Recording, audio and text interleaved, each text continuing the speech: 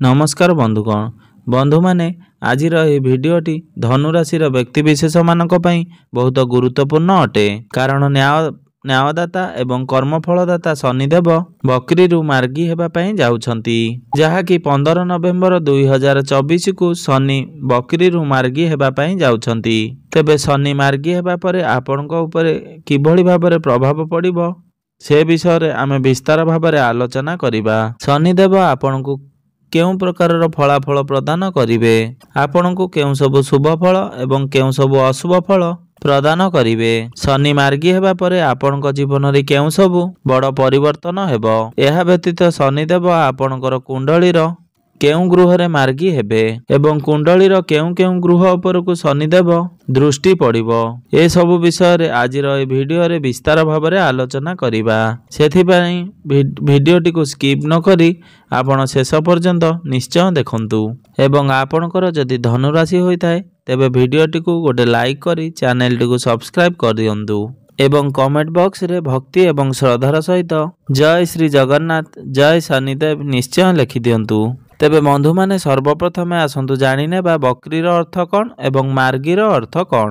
बंधु माने जेतेबेले कोनोसी ग्रह सूर्यंक ठारू दूरता निजर दूरता बनै नै थांती एवं निजर सठिक गति अनुसार गोचर न करिथांती सेतेबेले सेही ग्रह बकरी होई जाई थांती एवं जेतेबेले कोनोसी ग्रह निजर सठिक गति अनुसार गोचर करिथांती सेतेबेले सेही ग्रह मार्गी अवस्था थांती। तेबे सबुठारु गुरुत्वपूर्ण कथा हेउछि जेतेबेले कोनोसी शुभ ग्रह मार्गी होइथांती सेतेबेले तांकर चेष्टा बल बढ़ी जाई थाए, जहा फल तांकर शुभता मध्य बढ़ी जाई थाए। से आपनकु बहुत अधिक शुभ फल प्रदान करि पारि थांती। मात्र जेतेबेले कोनोसी पापी ग्रह बकरी होइथांती सेतेबेले से आपनकु सठिक भाबरे शुभ फल प्रदान करि पारि नथांती, कारण तांकर गति बहुत धीर होई जाई थाए एवं से आपनकु बहुत अधिक अशुभ फल प्रदान करिथांती। तेबे शनि जेहेतु पापी ग्रह अटंती एवं शनि बकरी होई जाइथिले तो आपनकु से बहुत अशुभ फल प्रदान करुथिले एवं शनि जेहेतु बहुत धीर होई जाइथिले से आपनकु तांकर फल मध्य धीरे धीरे प्रदान करुथिले, जहा फल रे आपनकर कार्य रे बहुत समस्यार सम्मुखीन करिवाकु पडुथुला। आपनक मध्य रे एक धीरता चली आसीथिला। प्रत्येक कार्य को आपण स्पीड रे करि पारु नथिले। आपण जेउ भी कार्य करुथिले सेही कार्य रे आपण को बहुत डेरी रे सफलता प्राप्त होउथुले एवं आपण जेउ कार्य करुथिले सेथिरे आपण को कार्य हिसाब रे आपण को लाभ मध्य प्राप्त होई पारु नथिला एवं आपण को बहुत बाधा विघ्न रो सामना करिवा को पडुथुला। अनेक समस्या देई आपण को गति करिवा पई पडुथुला। मात्र वर्तमान जेतेबेले शनि मार्गी हेबे मात्र यह प्रत्येक राशि व्यक्तिशेष मानक एक शुभ खबर अटे। शनि मार्गी हेबे अर्थात से तांकर निजर सठिक गति अनुसार गोचर करिवे एवं सठिक भाव में आपण को फलाफल प्रदान करिपारिबे। तेबे बंधु माने आज रही कार्यक्रमटी जन्म राशि एवं चंद्र राशि उपरे आधारित अटे एवं राशि चक्र 12टी राशि मध्यरु नवम राशि हेउची धनु राशि। तेबे आपणक राशि तृतीय भाव में शनि बकरी होइथिले एवं तृतीय भाव में ही शनि मार्गी हेबे। तृतीय भावटी होइथाय साहसर भाव, पराक्रमर भाव, स्मॉल ट्राभेल्स भाव, आमर पाख पड़ोसींकर भाव एवं छोट भाई भौणी मानकर भाव मध्य माना जाई थाए एवं 15 नवेम्बर को शनि जेतेबेले मार्गी हेबे तो पूर्वरु आपण जो अन्य शेष रे ट्राभेल करुथिले एवं आपणकर जो अजथा खर्च हो जाउथुला कारण सेतेबेले आपणकर तृतीय भावर अधिपति कर कनेक्शन आपणकर द्वादश भाव सहित रहुथुला। द्वादश भावटी होइथाय खर्चर भाव, तो सेतेबेले आपणकर अधिक खर्च हो जाउथुला, जहा फल अन्य शेष रे ट्राभेल अजथारे खर्च एवं अजथा कथारे मध्य आपण टेंशन हो जाउथिले एवं ए सब रे आपण निजको थकई देउथिले। अर्थात जेउ कार्य गुड़िक आपणकर नथिला आपणकु से सब कार्य करिवा पई पडुथुला। जेउ कार्य गुड़िक आपण करिवा पई चाहु नथिले आपण से सब कार्य करुथिले। हठात करी आपणक पाखकु से सब कार्य आसुथुला जहा आपणक पाखकु आसीबार नथिला। अर्थात आपणक पाखकु टार्गेट बहुत अधिक आसुथुला एवं जेउ कार्य गुड़िक आपणकर नुहे आपणकु से सब कार्य करिवा पई पडुथुला। मोटामोटी भाव में कहवाकू गले आपणक उपरे अधिक कार्यभार रहुतला। ତ 15 ନଭେମ୍ବର ପୂର୍ବରୁ ଯେ ପର୍ଯ୍ୟନ୍ତ ଶନି ବକ୍ରି ରହୁଥିଲେ ସେ ପର୍ଯ୍ୟନ୍ତ ଆପଣଙ୍କ ସହିତ ଏସବୁ ଘଟଣା ଘଟୁଥିଲା। ମାତ୍ର 15 ନଭେମ୍ବରକୁ ଶନି ଯେତେବେଳେ ମାର୍ଗୀ ହୋଇଯିବେ ତ ଆପଣଙ୍କ ମଧ୍ୟରେ ଏକାଗ୍ରତା ଆସିବ ଏବଂ ପୂର୍ବରୁ ଆପଣ ଯେଉଁ କାର୍ଯ୍ୟରେ ବ୍ୟସ୍ତ ରହୁଥିଲେ, ଆପଣଙ୍କୁ ଅଧିକ ଟ୍ରାଭେଲ କରିବା ପାଇଁ ପଡୁଥିଲା, ଅଧିକ ମାର୍କେଟିଂର କାମ ରହୁଥିଲା ଏବଂ ଅଫିସରେ ଆପଣଙ୍କ ଉପରେ ଯେଉଁ ସବୁ ରେସ୍ପନ୍ସିବିଲିଟି ରହୁଥିଲା ସେ ସବୁ କ୍ଷେତ୍ରରେ ଆପଣଙ୍କର ପଜିଟିଭ ଚେଞ୍ଜେସ୍ ଆସିବ। ଏବଂ ତୃତୀୟ ଭାବଟି ଆପଣଙ୍କର ସାହସ ଏବଂ ପରାକ୍ରମକୁ ଦର୍ଶାଇଥାଏ, ଆପଣଙ୍କର ଷ୍ଟାମିନାକୁ ଦର୍ଶାଇଥାଏ। ବନ୍ଧୁମାନେ, ଶନି ଯେତେବେଳେ ତୃତୀୟ ଭାବରେ ବିରାଜମାନ ଥାନ୍ତି ତ ଆପଣଙ୍କ ଉପରେ ଯେତେ ରେସ୍ପନ୍ସିବିଲିଟି ଥିଲେ ମଧ୍ୟ, ଯେତେ ଅଧିକ କାର୍ଯ୍ୟଭାର ଥିଲେ ମଧ୍ୟ ଆପଣଙ୍କର କାର୍ଯ୍ୟରେ ଜମା ମନ ଲାଗିନଥାଏ, ଆପଣଙ୍କର ମାଇଣ୍ଡ ଡାଇଭର୍ଟ ହୋଇଯାଇଥାଏ। ମାତ୍ର ଶନି ମାର୍ଗୀ ହେବା ପରେ ଆପଣଙ୍କର ଷ୍ଟାମିନା ପଜିଟିଭ ୱେରେ ବଢ଼ିବ, ଆପଣଙ୍କର ଏନର୍ଜି ଲେବୁଲ ବଢ଼ିବ।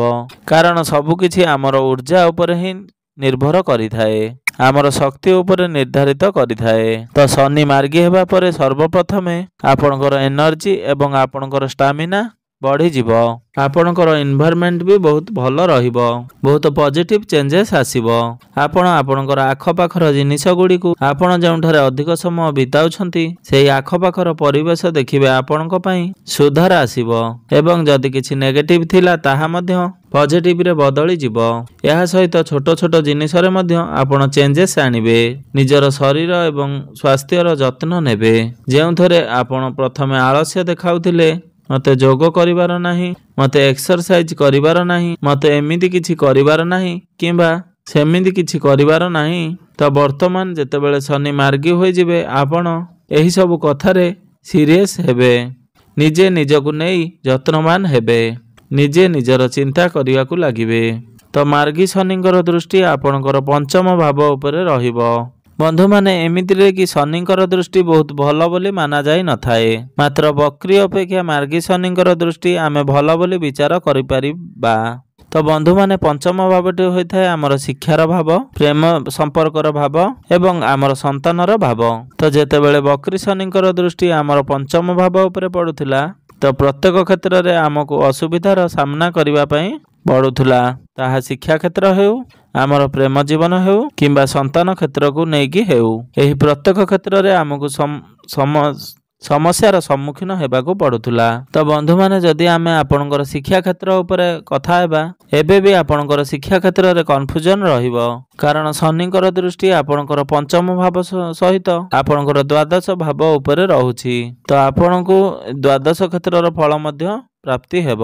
ତ ଆପଣ ଯଦି ଶିକ୍ଷା କ୍ଷେତ୍ରରେ କୌଣସି ଜାଗାରେ ଆଡମିସନ ନେବାକୁ ଚାହୁଁଛନ୍ତି, ଯେ କୌଣସି ଫର୍ମ ଫିଲଅପ କରିବା ପାଇଁ ଚାହୁଁଛନ୍ତି, ତେବେ ଆପଣ ନିଶ୍ଚୟ ଭାବରେ କରିପାରିବେ। ବିଶେଷ କରି ବିଦେଶରେ ମଧ୍ୟ ଆପଣ ଫର୍ମ ଫିଲଅପ କରିବାର ଯୋଗ ଦେଖାଯାଉଛି କିମ୍ବା ଆପଣ ଯେଉଁଠାରେ ରହୁଛନ୍ତି ସେଇଠାରେ ଅଧିକ ଦୂରରେ ଫର୍ମ ଫିଲଅପ କିମ୍ବା ଆଡମିସନ କରିପାରନ୍ତି।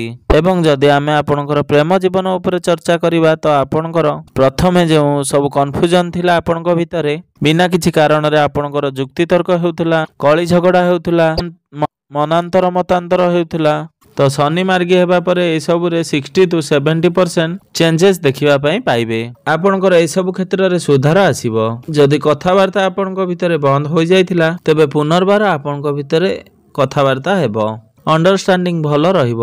ମାର୍ଗୀ ଶନିଙ୍କର ଦୃଷ୍ଟି ଆପଣଙ୍କର ନବମ ଭାବ ଅର୍ଥାତ୍ ଭାଗ୍ୟ ସ୍ଥାନ ଉପରେ ରହୁଛି। ନବମ ସ୍ଥାନକୁ ଧର୍ମର ସ୍ଥାନ ଏବଂ ପିତାଙ୍କର ସ୍ଥାନ ବୋଲି ମାନା ଯାଇଥାଏ। ତ ଯେଉଁ ବ୍ୟକ୍ତିମାନେ ଧାର୍ମିକ ସ୍ଥାନକୁ ଯିବା ପାଇଁ ଚିନ୍ତା କରୁଥିଲେ କିମ୍ବା ଦୂର ଯାତ୍ରା କରିବା ପାଇଁ ଚିନ୍ତା କରୁଥିଲେ, ମାତ୍ର ସେମାନେ ଯାତ୍ରା କରିପାରୁନଥିଲେ, କୌଣସି ବି କାରଣରୁ ସେମାନେ ଯାଇପାରୁନଥିଲେ, ତ 15 ନଭେମ୍ବର ପରେ ସେମାନେ ଦୂର ଯାତ୍ରାକୁ କରିବାର ସୁଯୋଗ ଲାଭ କରିପାରିବେ, ବିଦେଶ ଯାତ୍ରା କରିବାର ସୁଯୋଗ ଲାଭ କରିପାରିବେ। ଯାତ୍ରା ଆପଣଙ୍କ ପାଇଁ ସୁଖମୟ ହେବ, ମାତ୍ର ଯାତ୍ରା କରିବା ସମୟରେ ଯେମିତି ଆପଣଙ୍କର କାହା ସହିତ ଆର୍ଗୁମେଣ୍ଟ ନ ହେଉ, ଏହି ସବୁ କଥା ପ୍ରତି ଆପଣ ଟିକେ ବିଶେଷ ଧ୍ୟାନ ରଖିବେ। ଏବେ ବି ଆପଣ ଆପଣଙ୍କର ପିତାଙ୍କ ସହିତ ଜମା ବି ଆର୍ଗୁମେଣ୍ଟ କରନ୍ତୁ ନାହିଁ, ଏସବୁରୁ ଆପଣ ବଞ୍ଚିକି ରୁହନ୍ତୁ। କାରଣ ଶନିଙ୍କର ଦୃଷ୍ଟି ଯେହେତୁ ଆପଣଙ୍କର ନବମ ଭାବ ଉପରେ ରହୁଛି, ତ ପିତାଙ୍କ ସହିତ ଆପଣଙ୍କର ଅଯଥାରେ ଆର୍ଗୁମେଣ୍ଟ ହୋଇପାରେ ଏବଂ ଆପଣ ଯେତେ ଦୂର ଏହାକୁ ଆଭଏଡ ପାରିବେ ଚେଷ୍ଟା କରନ୍ତୁ ଏବଂ ନିଜର ପିତାଙ୍କର ସମ୍ମାନ କରିବା ପାଇଁ ଚେଷ୍ଟା କରନ୍ତୁ। ଏହା ହିଁ ଆପଣଙ୍କ ପାଇଁ ବହୁତ ଭଲ ରହିବ। ବନ୍ଧୁମାନେ, ଆପଣଙ୍କ ରାଶିରେ ଶନି 7.5 କିମ୍ବା ଶନି 2.5 ନାହିଁ କିମ୍ବା କୌଣସି ପ୍ରକାରର ଶନି ଦଶା ନାହିଁ, ମାତ୍ର ଶନି ବକ୍ରି ହୋଇଯାଇଥିଲେ। ତେଣୁ ଆପଣଙ୍କୁ ରେଜଲ୍ଟ ସେତେ ଭଲ ମିଳିପାରୁନଥିଲା। ଆପଣଙ୍କର ମାନସିକ ଚିନ୍ତା ଏବଂ ଅସ୍ଥିରତା ଲାଗି ରହୁଥିଲା।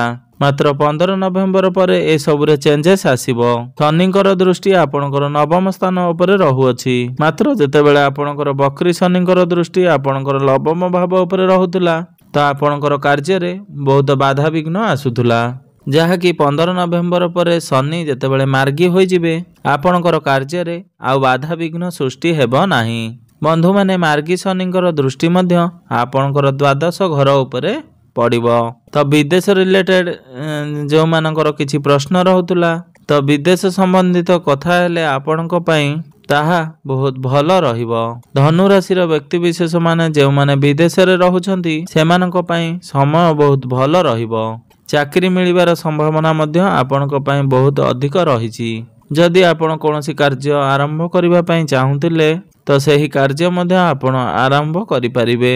ଆପଣଙ୍କର ମନରେ ଯଦି କିଛି ଆଇଡ଼ିଆ ଥିଲା, ସେହି ଆଇଡ଼ିଆକୁ ଆପଣ କାର୍ଯ୍ୟରେ ରୂପାନ୍ତରିତ କରିପାରିବେ।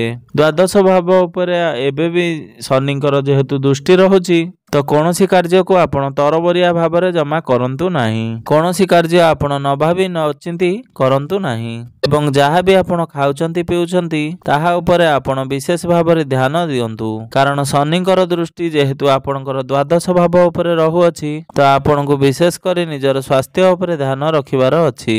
ଆପଣଙ୍କର ଖର୍ଚ୍ଚ ଉପରେ ଆଗ ଅପେକ୍ଷା କଣ୍ଟ୍ରୋଲ ତ ହେବ, ମାତ୍ର ତଥାପି ଆପଣଙ୍କର ଖର୍ଚ୍ଚ ଟିକେ ଅଧିକ ହେବ, ମାତ୍ର ପୂର୍ବ ଅପେକ୍ଷା ଟିକେ କଣ୍ଟ୍ରୋଲ ହେବ। ତେବେ ବନ୍ଧୁମାନେ, ଏହା ଥିଲା ଶନି ମାର୍ଗୀ ହେବା ପରେ ଆପଣଙ୍କୁ କେଉଁ ସବୁ ଫଳାଫଳ ପ୍ରଦାନ କରିବେ, କେଉଁ ସବୁ ଶୁଭ ଫଳ ଏବଂ କେଉଁ ସବୁ ଅଶୁଭ ଫଳ ପ୍ରଦାନ କରିବେ, ଆପଣଙ୍କ ଜୀବନରେ କେଉଁ ସବୁ ବଡ଼ ପରିବର୍ତ୍ତନ ହେବ। ବନ୍ଧୁମାନେ, ଆପଣଙ୍କର ଧନୁ ରାଶି ଅଟେ ଏବଂ ଧନୁ ରାଶି ଅଗ୍ନି ତତ୍ତ୍ୱର ରାଶି ଅଟେ। ତ ସାଧାରଣ ଭାବରେ ଆପଣ ନିଜର ଧୈର୍ଯ୍ୟକୁ ରକ୍ଷା କରନ୍ତୁ। କାରଣ ଯେତେ ବି ଅଗ୍ନି ତତ୍ତ୍ୱର ରାଶି ଅଛନ୍ତି, ମେଷ ରାଶି, ସିଂହ ରାଶି ଏବଂ ଧନୁ ରାଶି, ଏହି 3 ଜଣ ଅଗ୍ନି ତତ୍ତ୍ୱର ରାଶି ଅଟନ୍ତି ଏବଂ ଏହି ରାଶିମାନଙ୍କ ମଧ୍ୟରେ ଧୈର୍ଯ୍ୟ ଟିକେ କମ୍ ରହିଥାଏ ଏବଂ ଏମାନେ କେବେ ବି ଡୋମିନେଟିଭ ହୋଇପାରନ୍ତି ନାହିଁ। ଅନ୍ୟ କାହାର ଇଚ୍ଛାରେ ଏମାନେ ପରିଚାଳିତ ହୋଇପାରନ୍ତି ନାହିଁ। ତ ଆପଣ ସବୁବେଳେ ନିଜ ଭିତରେ ଧୈର୍ଯ୍ୟ ରଖିବା ଉଚିତ ଏବଂ ଆପଣଙ୍କର ରିଲେସନ ହେଉ କିମ୍ବା ଆପଣ ଯାତ୍ରା କରୁଛନ୍ତି, ଯେକୌଣସି କ୍ଷେତ୍ରରେ ବି ହେଉ, ଆପଣ ସବୁବେଳେ ଅଯଥା ଆର୍ଗୁମେଣ୍ଟ ଠାରୁ ଦୂରେଇ ରହିବା ପାଇଁ ଚେଷ୍ଟା କରନ୍ତୁ। ତେବେ ବନ୍ଧୁମାନେ, ଏବେ ଆସନ୍ତୁ ଜାଣିନେବା କିଛି ପ୍ରତିକାର ବିଷୟରେ। ଯେଉଁ ପ୍ରତିକାର ଗୁଡ଼ିକ କରିବା ଦ୍ୱାରା ଯାହା ବି କିଛି ଅଶୁଭତ୍ୱ ଅଛି ତାହାର ଖଣ୍ଡନ ହେବା ପାଇଁ ଏବଂ ଆପଣଙ୍କୁ ଅଧିକ ଶୁଭତ୍ୱ ପ୍ରାପ୍ତି ହୋଇପାରିବ। ତେବେ ବନ୍ଧୁମାନେ, ଆପଣ ସର୍ବପ୍ରଥମେ ବିଷ୍ଣୁ ସହସ୍ର ନାମର ପାଠ କରିବା ନିହାତି ଆବଶ୍ୟକ ଏବଂ ଯଦି ଆପଣ ବିଷ୍ଣୁ ସହସ୍ର ନାମର ପାଠ କରିପାରୁନାହାନ୍ତି, ତ ପ୍ରତ୍ୟେକ ଦିନ ଆପଣ ଗୁରୁଙ୍କର ବୀଜ ମନ୍ତ୍ର 108 ଥର ଜପ କରନ୍ତୁ। ପ୍ରତ୍ୟେକ ଦିନ ହନୁମାନ ଚାଳିଶାର ପାଠ ନିଶ୍ଚୟ କରନ୍ତୁ ଏବଂ ପ୍ରତ୍ୟେକ ଦିନ ଉଦିତ ସୂର୍ଯ୍ୟଙ୍କୁ ଆପଣ ଜଳାର୍ଘ୍ୟ ଅର୍ପଣ କରନ୍ତୁ। ଆପଣଙ୍କ ପାଇଁ ଏହା ବହୁତ ଶୁଭପ୍ରଦ ରହିବ। ତେବେ